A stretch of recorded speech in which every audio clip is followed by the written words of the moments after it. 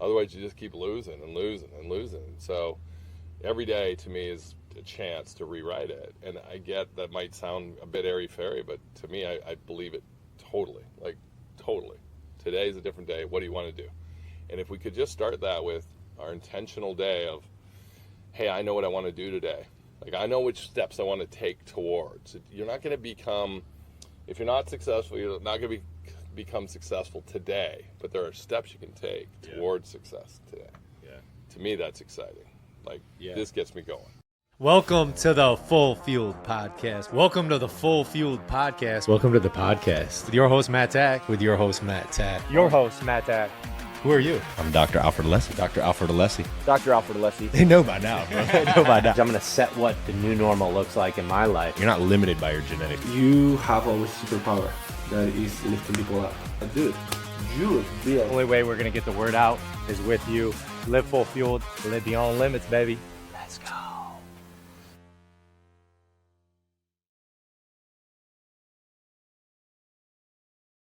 Darren, thanks for coming on the podcast, man. Awesome. Happy to Living full fueled, 7:30 in the morning on, and again, Beautiful. Playa del Carmen, Mexico. Yes, sir. A little bit different location this time. I like it. It's tranquil and therapeutic and all of the things above. But we're excited to talk to you today. There's a lot of things we want to talk to you about. We are writing out a few things, but I just want to thank you, number one. More importantly, this has been a pretty just awesome weekend, number one. But you have a big heart. Like, you can just get that immediately off your, like, just you come in just to purely add value to people. And you really genuinely, like, I feel that. And it's been really, truly amazing and inspiring. And when you, like, say things like, literally, you can ask me anything. I truly feel I can ask you anything, and you give me honest feedback. So if you could just, like, can you highlight yourself a little bit? I mean, I know we're going to go through your bio, but, like, you have such a cool story that is just, like, it's awesome. So Cool. You know, it's hard to do, like, the self-promotion stuff, because to me, I'm like the most regular person of all time. I'm not very smart. You know, I didn't come from any great thing. I didn't go to school. I just sort of figured things out. And what happened along the way is I realized I had a couple of skills that other people didn't have. It wasn't like, oh, I'm better than. Like, oh, you don't see the world this way? And so it came mostly up in the world of things like sales. So I was a good salesperson because I didn't go and sell them what the company told me to sell. It was go and meet the people. Go, oh, I know what you need. Oh, what you're asking for is this. And so I'm like, oh, cool, we'll get you that. And so I just get to understand other people. And it turned into a lot of things, including I ended up playing poker. You know, everyone plays poker, I think, when they're growing up. But I was like, no, I'm ridiculously successful at it. So I kept going and ended up creating actually one of the biggest games in Canada, where we'd have people flying up from the big games all over the world to play in our little game. And I could tell I started to read people really well. I realized it became a strength. And I got tired of, there's no way this is going to sound smart or good, but you can say I got tired of winning at poker. Is that it felt like, it felt like I wasn't doing it the right way. I wasn't using these gifts the right way. Okay. And so business had been going quite well, and I ended up selling a company and retiring at 44. And I thought, I want to coach, I want to help, I want to give back. And so I started using the same skills to help other people, entrepreneurs mostly, executives, mostly men who don't have anyone to talk to. Because we were all just supposed to figure it out. And it took me a long time, and then I just started going, hey, what if I just create space for people to talk, and then we can just get real. You know, I don't compliment people. I don't go around blowing smoke a lot. I'm like, you want to have a real conversation, I'm your guy. And let's get to it. And now I use this sort of skill set to read people, to say, hey, I think I can help you. I think I can help you this way. How can I support you? And I do it through, conversation and helping people get out of their own way, of their own stories. That's my specialty. Man, since I've met you, and this is obviously my first time meeting you on this trip, I've picked up on what you do and how you help people and how you like engage with people.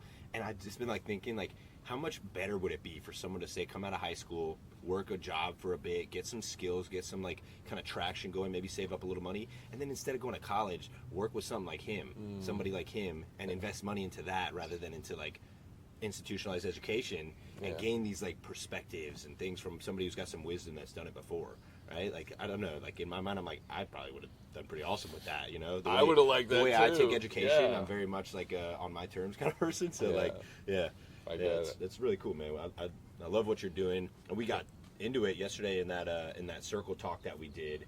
So we wanted to talk a little bit about some of the stuff you talked about yesterday. One of the biggest topics and takeaways was like you are in control of your story, right? So like if your life story is a book, all these pages and chapters that have already passed, they're there, right? You're not going to undo Nothing them. we're going to do with that. But how do we rewrite the rest? 100%. Or even like the sequel, right? 100%, yeah. Right? Like if you want to just stop that book there, that's the end of that book, but here's part 2, right? It's a really good point. I think what a lot of us do is we go, well, this is my book. Like this, there's no way out of it. I'm stuck. I just play it out. And that to me is the saddest thing, when people just do what they're supposed to do. Or I see it with people, I took over the family business. I'm like, oh, do you love it? I was like, love it. Like, I don't even know what it is. I just do it. And I think people, especially men, I think we do it in relationship. We're supposed to be this way. How am I as a father? Well, I just do it like my dad, or I do it the opposite of my dad. You know, and I did it bad yesterday. So, well, either I'm going to keep it going or am I going to make a change? And when you take back control, like I know control, power, they get bad raps out there, but what I'm talking about is, what if today could be a different story? Like, what if? And when you start seeing it that way, and like, it's not just a theory, but you actually go do it. You go, I'm going to do it better today. Like, I'm going to get better today. 10% better, 2% better. Just move forward. And yesterday has nothing to do with it. It's like, yeah, maybe I got a lesson. In fact, one of my favorite thoughts is I'm either winning or learning. You know, that's it. I'm like, well, so if I ain't winning, I hope I learned something. Yeah. Otherwise, you just keep losing and losing and losing. So every day to me is a chance to rewrite it. And I get that might sound a bit airy-fairy, but to me, I believe it totally. Like, totally. Today's a different day. What do you want to do? And if we could just start that with our intentional day of, hey, I know what I want to do today. Like, I know which steps I want to take towards. You're not going to become, if you're not successful, you're not going to become successful today, but there are steps you can take towards success today. Yeah. To me, that's exciting. Like, this gets me going. And where you can kind of like break the airy-fairy, which it's not. It's not. Right. It only seems like that because it's not common to people, right? Yes. And like what's common isn't always the best way to go anyway. Agreed. But let's talk about like action-wise. What is like number 1, 2 things that you would start with, right? Yeah. Somebody's like in this position, they're stuck. Maybe they feel like a failure, whatever situation of life. Step 1. Yeah. So first thing I want to say, we all feel like failures. I'm so sorry. Yeah. Hold it so that like when you talk, Yeah, but like I'll let hold it, him, yeah, so we can just get the audio and Okay, make sure for it's good audio. Yeah, it's good. So he holds it for me. Yeah, let him Okay. hold it. Like, so you're holding it kind of like okay, up sure, when he's yeah. talking. Not that it, don't make it weird, okay? It's not. Just do it right. I think it's getting us though. It's Yeah, no, I think it is too. Yeah. So what I would say first of all is that we're all failures. Like, we're all broken. You know, like this whole thing, like, we got to be perfect and we got to be better than everybody else, is like, it's just a scam. You know, just be better than you were yesterday. That's a good goal. Mm-hmm. And so when I'm thinking about, like, what would I say? Say, take a baby step towards where you're going. Okay. You know, I've coached thousands of athletes, and the sport I'm in is baseball or softball. Yeah, it's like, don't go up to hit a home run, because you will fail so often that you'll get discouraged and you stop taking your swings. So I'm a big fan. Get in there, get your cuts. But we're looking for a single, man. Hit a single. You hit a single, Get and a it's big like, hit. yeah. It's like, hey, that felt pretty good. You know, then next time you're up, you're not coming from here. You're like, no, I know what this is like. So now you know what this is like. Let's go for this. Yeah. And it's incrementally. We can really grow fast, but we have the story, like, if I don't hit a home run, if I don't nail it every single time, it's like, dude, don't fall for that. Take a step. And then a thing that I didn't talk about yesterday much is this idea of congratulations and celebrations. Like, hey, that was good. Like, it wasn't perfect, but it was good. Yeah. And especially again with the masculine, it's hard. We weren't taught that's a good thing. I'm like, sometimes one of my main roles is I'm a cheerleader. I'm like, nice work, like you did that. Yeah. And what we tend to do is go, yeah, but it wasn't that big. And you hit your goal, like you did your thing today. You went to the gym today. You got out of debt in one area today. You made a payment today. Like, Yeah. that's awesome. Yeah. Just keep stepping. And you get people on board with you. You start getting a support group of people who they're not running it through their own lens.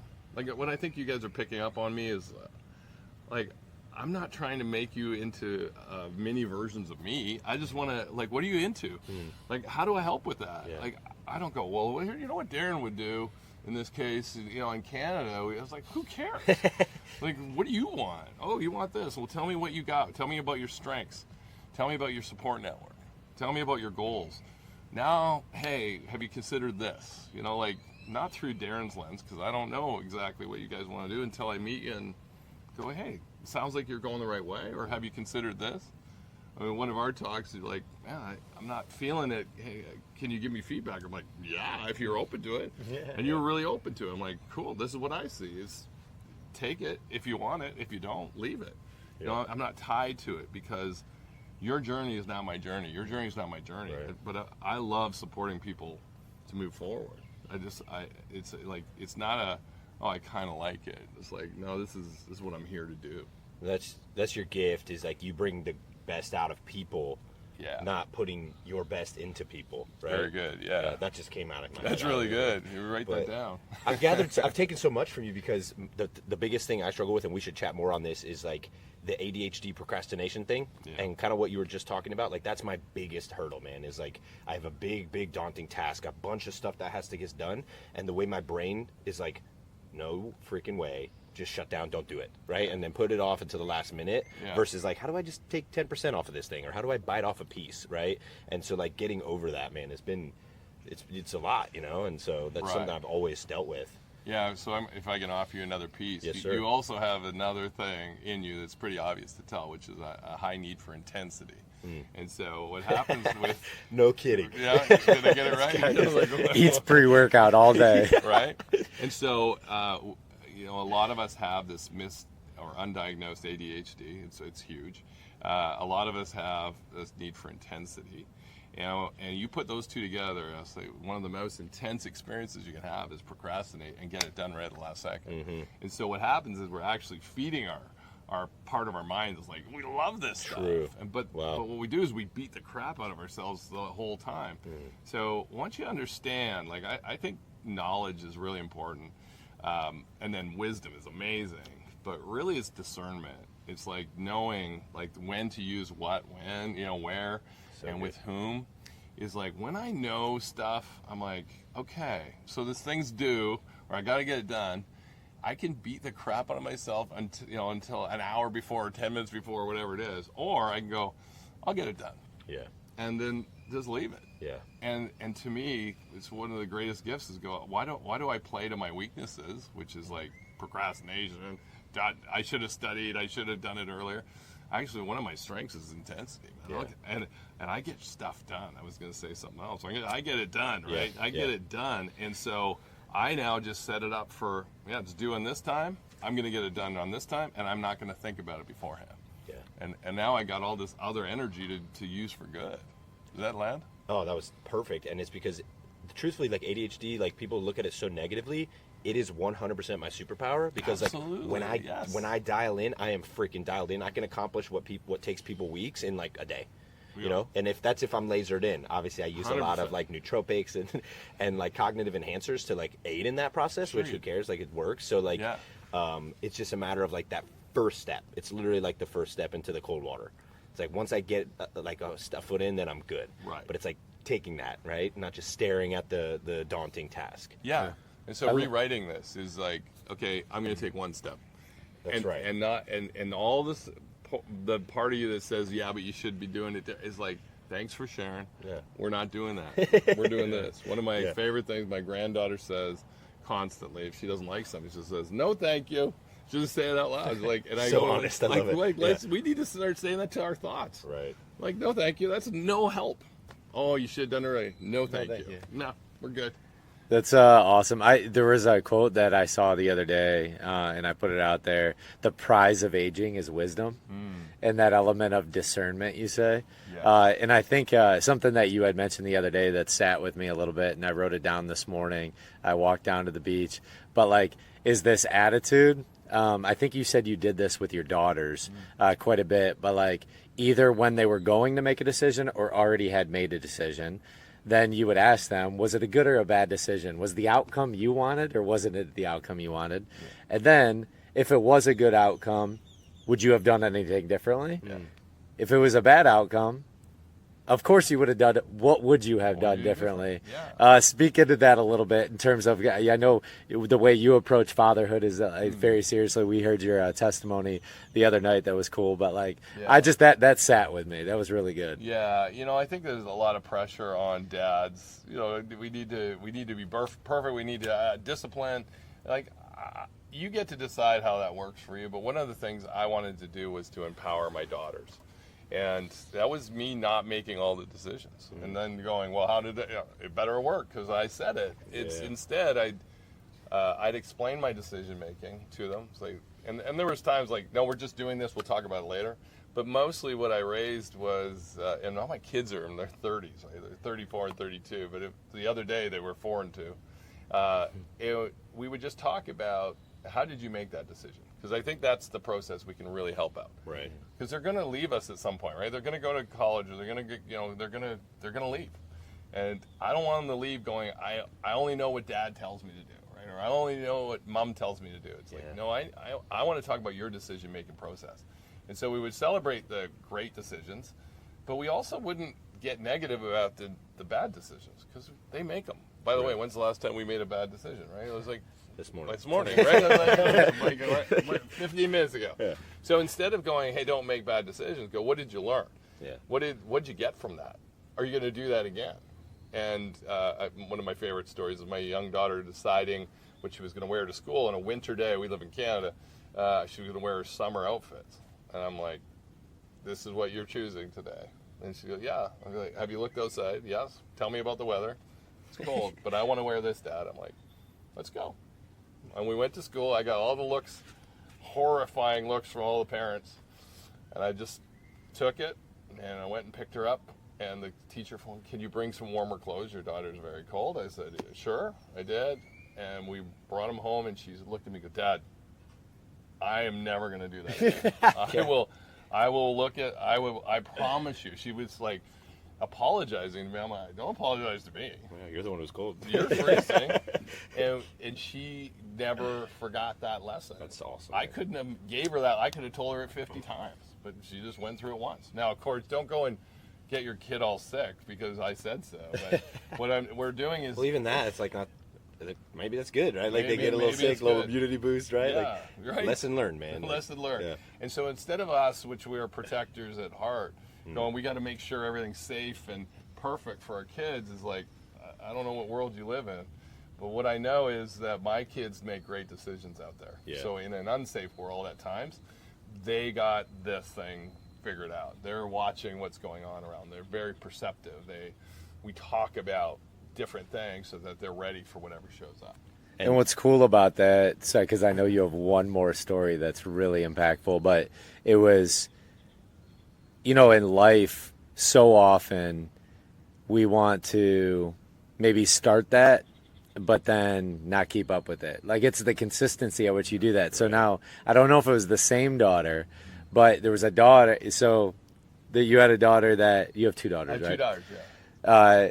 That makes that decision, but then then maybe I don't know if it was the same one, that called you up and asked for $500. Tell us that story. It's such a good story. It was the other daughter. Oh, okay. And so, and this is, if you have multiple kids, I'll say this, like, if you think they're the same, like there's nothing the same about most kids, right? I have identical twins, and they are so different, exactly, right? It's right? like crazy. So trying to treat them the same is insane. Yeah. And my oldest, who's never asked for anything in her life, she's really smart, well, way smarter than me.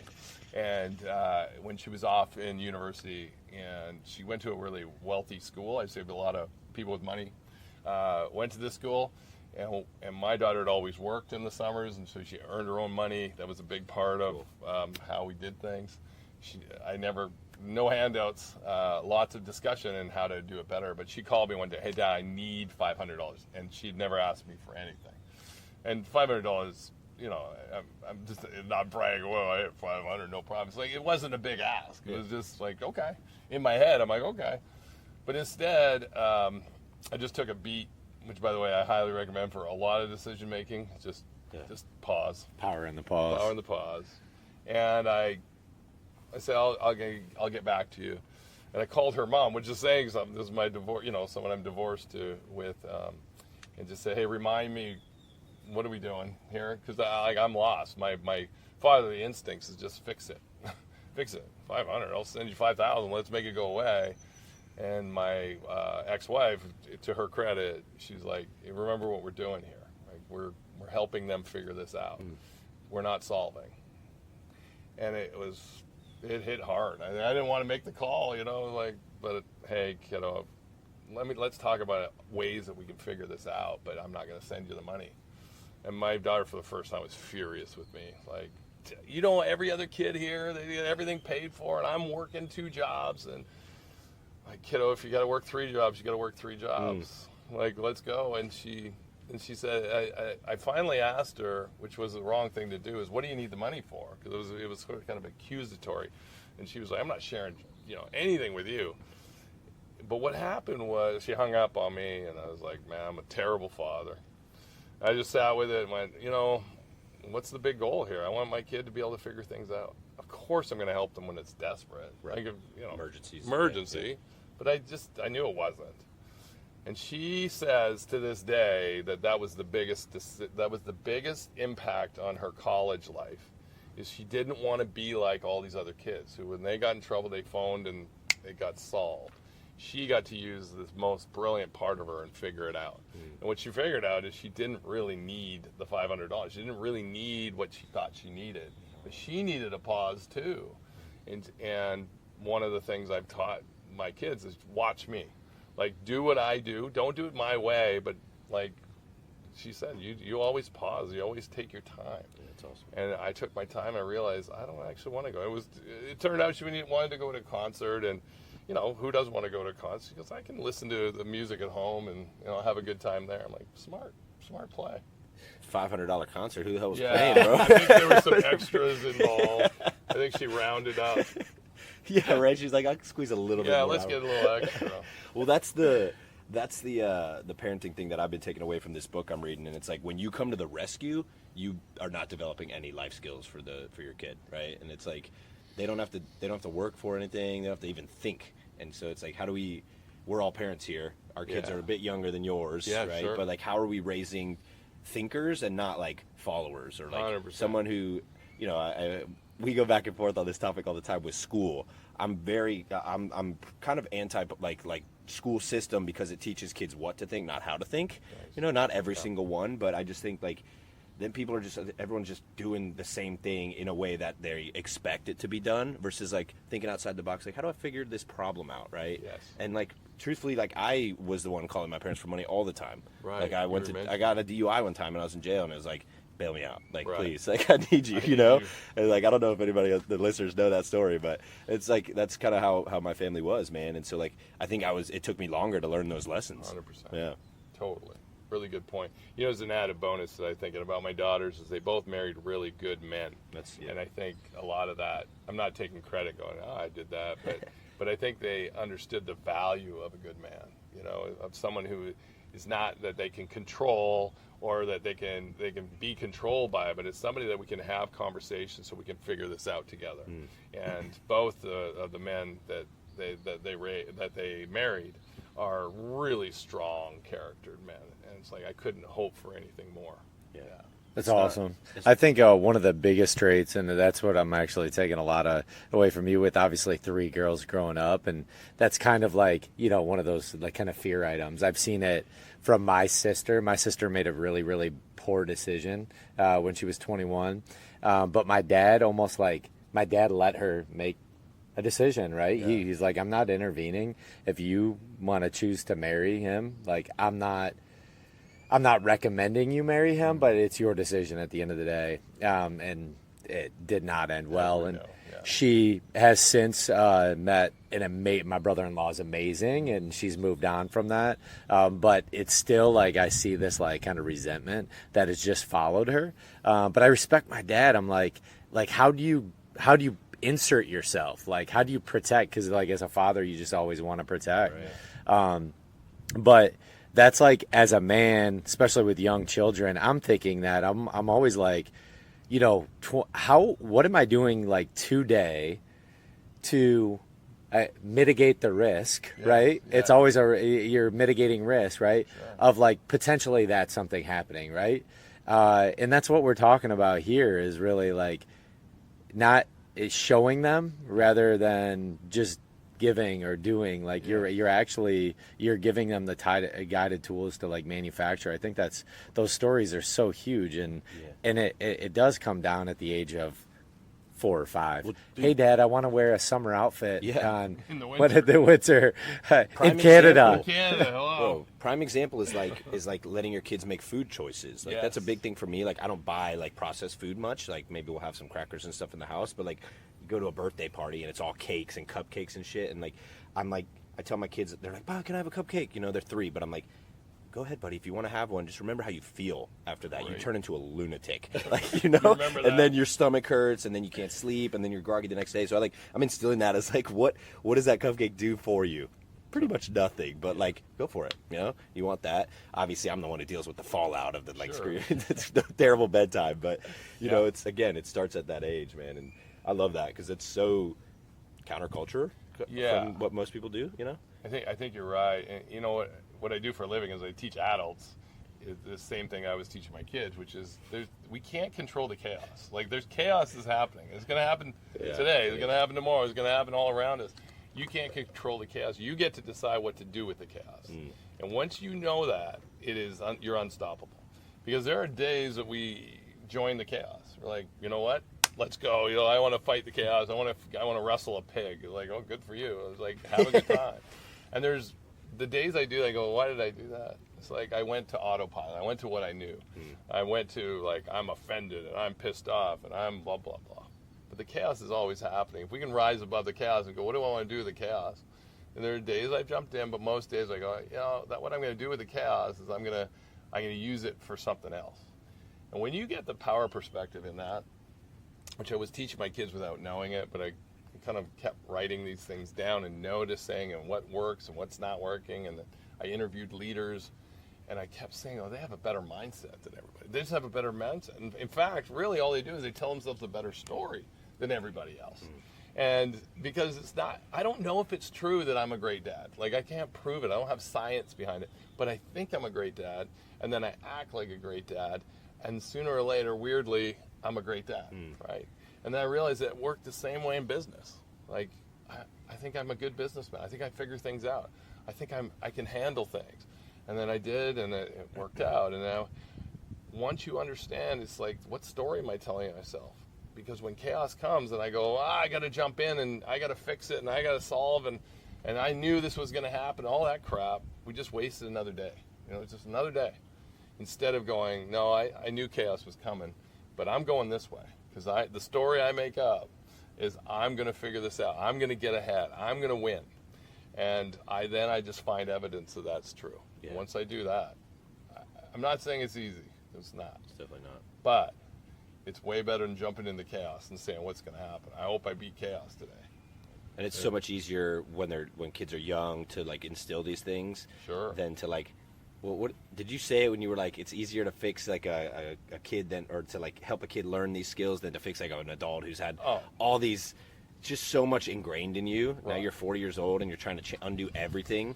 Like that's tough, man. Yeah, that's why I work with kids. I work with young athletes before they're, national team or Olympians, but I work with them quite young on their mindset because we're pretty, it's really early days. We're not in concrete, right? Often when I work with people who are burnt out in the business world, usually in their late 40s or mid 50s, something in there, where they thought the answer was, when I get to the top, man, am I ever going to be good? Man, am I ever going to be relaxed? Am I ever going to be happy?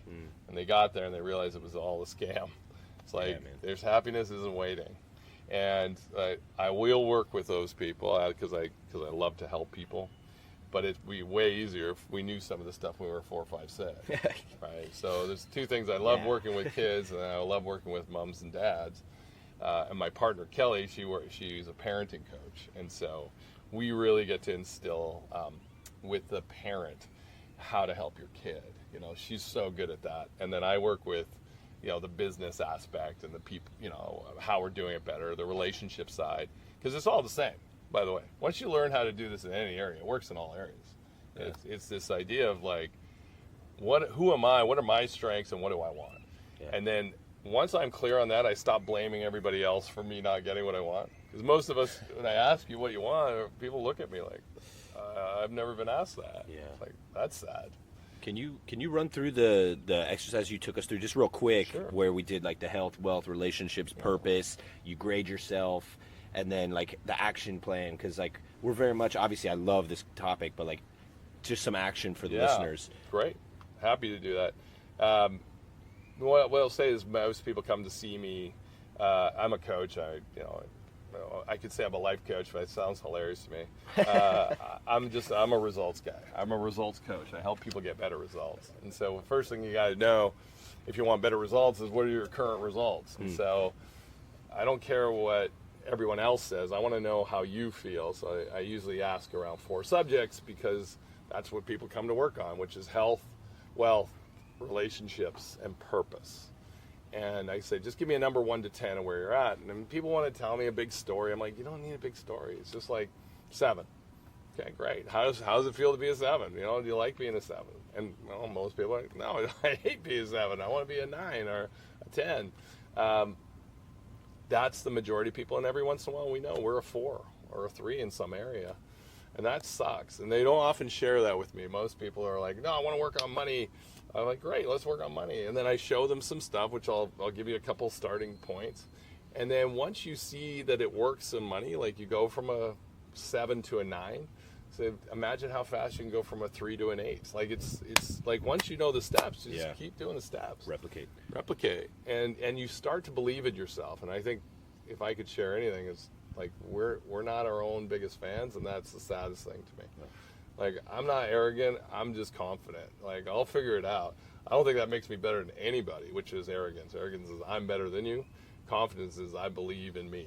And that's it. I believe in me. And awesome. I just actually have another cheat code, which is I believe in something much bigger than me. So I'm like, we got this. We got this. And if you believe in God, it's like you just have a leg up. You have multiple legs up. But in this case, it really helps to go, we'll get there. We're going to get there if that's what I'm supposed to do. Okay. So the next step after sort of, where are you at? So if you're going on a trip, what people always say is, well, here's where I want to go. I'm like, that's half of it. You got to know where you're at. So here's where I'm at, and then where do you want to go? And if you want to go from a 7 to a 10 or whatever it is, say, great. Now let's break down the steps. What do you need to do to get there? What would a 10 be doing? If you can't even think about your own self being a 10, think about someone who's a 10. And like what we just had at this conference, is there's a bunch of 10s, right? Totally. It's like, you can go ask a 10 what they do. And if they're a real 10, I'll tell you what, they'll share with you. It's my experience of the Marcus Colley's and the Matt Mabes of the world who are rocking at 10. Micah's, Diana's, like, hey, tell me about what do you do? Yeah. And they don't go, oh, hey, no, I can't possibly share the trade secrets. They're like, let me pour into you. Yeah. So if you find the right 10 in the world, you just interview them. By the way, that's what I used to do. Before cell phones, I just call people on pay phones and go, hey, I've heard about you. Can I set up a meeting? Like, who are you? That's why we asked you to be on the podcast. Ask better questions. ABQs. ABQs. And so when you when you know where you're at and where you want to go, we just talk about what are the steps you need to take. And then most people tell me about the home runs. Well, if I just get this huge deal, if I just meet this beauty queen, okay, what's the step you're going to take today? Like, I don't want to talk about, no one wants to talk about the singles, right? They don't want to talk about the little wins. I'm like, you're going to have a series of little wins and you'll be there before you know it. And people are like, a lot of people bail on me at that point. They're like, no, I thought you were going to teach me how to hit home runs. I'm like, I'm a hitting coach in softball, baseball. I don't teach anyone to hit a home run. I teach you how to make a really good swing. Every once in a while, the ball leaves the ballpark. But my job is to teach you how to have a real good swing and ball. My job as a coach is to help you take steps towards where you want to go. And then the last piece, what we did yesterday, we talk about what's going to get in the way. Because there's this fantasy that, if I just get clear and I just say it, it'll all just magically work out. I'm like, you're still you, right? You're still beautiful you with all your complexities and your issues and your problems. And most of us have 2 or 3 common stories that if we don't out them, we're surprised by them. I share a story, like I go on stage quite a bit, and for many, many years, and still yesterday, I know a voice is coming. I know it's coming. It's a voice that tells me you're stupid, nobody cares, and you should sit down. Now, I've only had this voice my whole life, but I used to fight through it. I can do this. I'm like, I'll show you, voice. I'll show you on every talk I've ever done. We're talking hundreds. But it was when I finally went, I know the voice is coming. Like, it's only always comes. In fact, I give it a name. I call it my drunk uncle. My drunk uncle is like, you're so stupid. You just shut up. And I just, when it comes, I just go, go sit over there. Go sit over there, drunk uncle. And now there's a last, like maybe a year ago, I'm on stage and I'm laughing as I'm walking up. So it's not coming. Like, it's not coming. Where is he? And then he's like, and here he is, Darren Collins, introducing Darren Collins. And the lights came on and I'm just howling because he just came hard. He waited till last second. You're an idiot. You're a moron. I'm like, no, thank you. Yes. Go sit over there. And I literally do this point, and it's gone. And now I do it in my talk. Well, I used to go, I hope it doesn't come. I hope it doesn't come. No, it can't. You pre-planned for this, folks. So what I'm saying is once you know your stories, once you know what's going to get in the way, just out it. And we talked about this, I like cute little things, but name it to tame it. Just name it. Like drunk uncle. Yeah. Name it. As soon as I do that, I tame it. It doesn't scare me anymore. It's not gonna be weird. I shouldn't have it. It is. And once I name it, I tame it, I reframe it. He actually inspires me. My drunk uncle inspires me.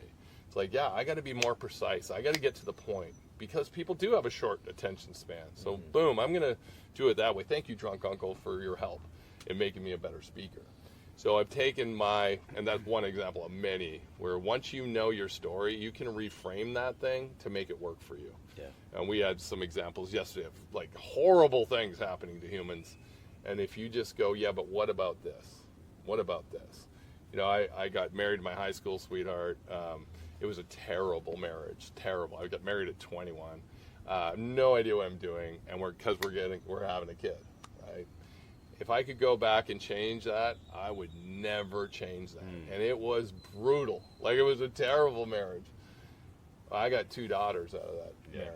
And, if in the moment, if you ask me, I'm like, get me out of this. Like, if I had 3 wishes and a genie, I'd be like, I wouldn't have gone to that party and met that, and did that thing where we got pregnant. I was like, please let me go back. But the reality is it was one of the, if not the greatest gift in the world, was getting married and getting pregnant at a young age. So I have these kids who are like so cool in my life.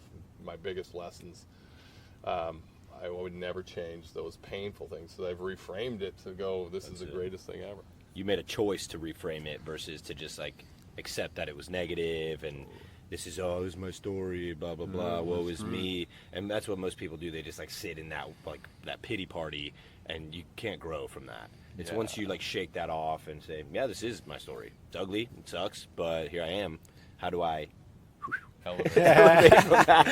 you know how you said something like when you said you work with adult kids. Yeah. And you really do have to kind of like respect that even when you're speaking, because like there's so many people that choose not to reframe, right? And then you got to know who you're like speaking to at the end of the day, and really they're just living out their childhood in adulthood, right? It's because they never got past that. They're stuck. Yeah. And that's what's so cool about what you do, and then even like SoulFit, is that when you do choose to put yourself in situations that naturally are just going to be uncomfortable. Like, I mean, people open up their story, then other people, you heard their story. I resonate with that story, and I can get a little bit better from that. And that's when the ABQs come out. That's when you hear somebody else trying to reframe their story, you're like, oh, wow, she's 5 years through this. And she's like, she really reframed this, like how you get the perspective. And then you can ask that questions to somebody that has gone from a 4 to a 7, and you're at 4, and you just need to get to that 5 bumper to ultimately see it, right? And that it's just like such a cool that reframe of thought, that rewiring. You're only as good as the story you tell yourself over and over and over and over and over again. It's pretty neat. And what's really cool is that you literally the way you like parented is essentially like the framework of how you're like coaching adult kids now in business and all these other things. Cool. Because it is 100% that mindset, like 100%. Breaking new barriers. 100%. Like that's all like, well, you've gotten here, and then that process of like the journey is the destination. And that's actually on stage. I said this the other day, that I'm in a beautiful season of life. Although it's super, super difficult, when you do it around the people you enjoy and are like in that community, the process becomes that much more like you can be present with the process. And that's something that I've been really trying to work on this year, is that as entrepreneurs, like I want to fast forward everything. Sure, like, I want to get to 12 years from now, or 10 years from now, or even 5, like as quick as possible. But the reality is like that's horrible way of thinking, because I want to be now. Because do I want my 8-year-old to be 20? No. Right. Think it all the way through. Yeah. Careful what we ask for. Right? Yeah, I just want to hug her. It's not just like your business goes. Everything's going to come with it. Right? And like, the sad part is that's what's happening to a lot of people, is like they just wake up and now it's 10 years, 12 years later. When I say I work with men, in their 50s, most of them are like, help me with business, and then they tell me a little bit more, like I'm actually burnt out, and then they tell me a little bit more, I don't have a relationship with my kids because I wanted it so bad. I forgot everything else. So if you could go back, what would you do different? It's like I'd tell myself, enjoy today. Like enjoy this moment, because they're not going to stay 8, and they're not going to stay 4, and they keep moving, and it's beautiful. But if you miss it, like that's on you. Like you're making a choice. I think you guys said it. You say it all the time. This version of choice. I think once you understand that it's a choice, you don't get to whine anymore, right? We don't get to complain anymore. It's like just you either do it or don't do it. It's like that's it. It's a choice. And to me, that's what I think men need, a little wake up call. Say it's a choice. Say, oh, I have to. I tell this to people all the time. You don't have to do anything. There's nothing you have to do. You just don't want to face the consequences of it. But if you tell yourself it's a choice, you immediately have a different energy, right? It's a choice to go to the gym. I have to go to the gym. I want to go to the gym. True. Right? That's so which one's going to be a better experience? I don't have to tuck my kid in. I get to tuck my kid in. Like, what are you telling yourself? Our brains, our minds are fascinating. And what we are telling yourself is coming through in energy in so many different ways. You're hurting yourself with negative thoughts, and you are helping yourself with positive thoughts. That is like the bottom line, like the simplified way. Have more positive thoughts. And one of it is your language you use. And so if you can help each other, get people in your life who, like, you start complaining, you start beating yourself up, you start telling yourself all these crappy stories, to have someone go, hey, what are we doing here? What are we doing? Is this what you want? There's this old saying of, focus goes, energy flows. It's like, what are you focusing on? And then watch your energy, right? Just watch it. And suddenly you can see how much damage you're doing just your own story. And it's all it is a story. It's a story you've made up about yourself. It's a story you made up about your ex-wife, your partner, your, the gym, traffic, whatever it is. It's all stories. Yeah. And then we go out and find it and go, look, I'm right. What if you just change your story? What if you just, hey, I'm going to look at it differently. I'm going to find evidence that my new story is right. Right? I am a successful human. And that part of you, oh, no, I'm not. I'm like, find evidence today that I'm successful. Find evidence. Well, I went to the gym. Success. Nice. Right? Oh, I ate well today. Success. Right? And we'll just keep building and building and building on that. Well, this is how much you've helped me based on this crazy one thing. I go back to the story of like how you even ask your kids, right? Growing up. And so we saw this golf course coming in. Yeah. Love golf. Like, Yeah. I absolutely love golf. Like, it's just one of those things when you can crush a golf ball, it's just like so therapeutic. However, I was like thinking, we need to get a few podcasts in our pipeline. I was like, what's a better decision? Should I ask? There's a lot of awesome people here. And so like, I was like thinking maybe Monday we could go golfing. And then I processed through, and I was like, well, there's a lot of really, there's like some high-level people. You have Great. Darren, you have Marcus, you have Micah, Diana, you have all these people. Yeah. And so I'm like, well, what's the better decision? Good Right? question. What's Really the nice. What's the better decision? Yeah. Going golfing. I might have made you golf. But then I had to also process through, well, I don't have my clubs, and I really like playing with my own clubs. Right. Like, really love playing with my own clubs. And like, although like, yeah, I'm pretty sure it's a nice course. What's the value that is potentially created on the outside of it? And so I was like, well, like if we're sitting down with Darren and we're recording content and we're like, we get to put this out into the world and this helps one person, like, was golf for me Exponentially worth better it? than golf. Like, did it make me that much better not playing with my own clubs? I was like, what's the better decision here? So good. There's two things you did that I just want to capture because I think if people are listening to this, they go, how would that work? One thing we talk about is asking a better question. And so what we tend to do is we ask ourselves very familiar questions. And so like, what do I want to do today? How's it going? We say it, the same question we say to ourselves, we say them out loud. And so if we just start upping our questions, what you'll notice is you'll get better answers. And so like when you were doing the process, you were asking yourself a way better question than you probably normally do. When you go, I want this, right? We become children. We're like, that's what I say. I think we're all just adult children. But this, we like, I want this. Like, I want candy. Like, great. But we actually have this skill. We could go, well, why? Why do I want the candy? What would the candy give me? Well, what would I get from that? And what would that take away from this other thing? And so we get to actually have a really cool conversation, but only if you ask yourself better questions. If you don't, you'll get what you always get. You'll always take the same choice. You'll go golfing, and hey, I love golf. I get it. But to actually go, yeah, but is that going to serve me? Is that going to serve my business? Is that going to serve my future? That's a good question too. That's a useful thing to consider. So ask yourself better questions is humongous, like humongous. And the other thing you did is that you just paused before you went for the candy. You didn't just go, okay, actually, I got to book it.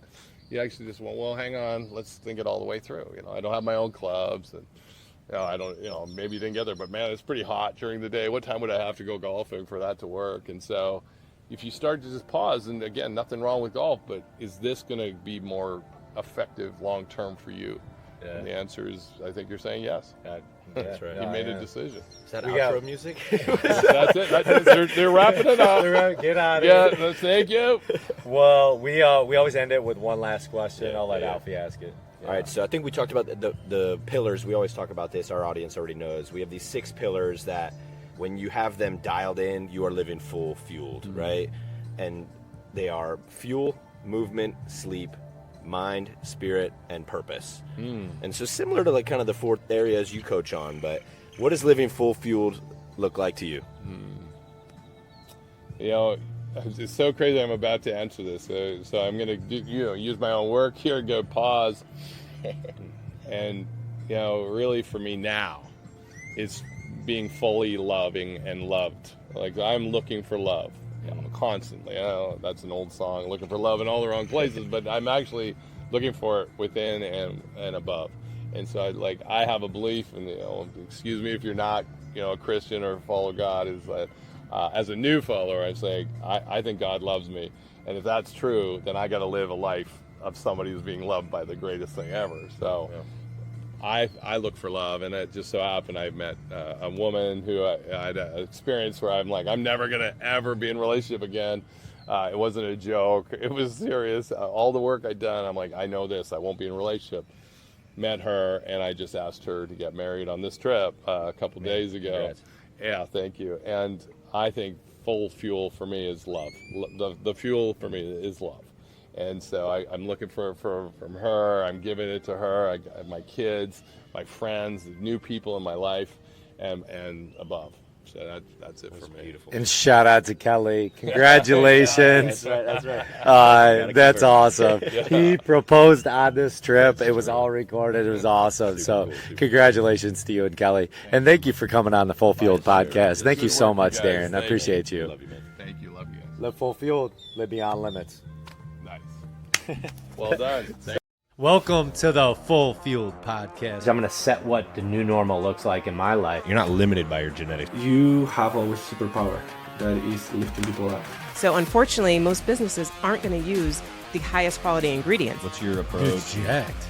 I know he's jacked. That's why I'm asking him how he trains. I don't bro. think he lifts. Yeah. Consistency in everything that we do that really compounds. Only way we're going to get the word out is with you. Live full fueled, live beyond limits, baby.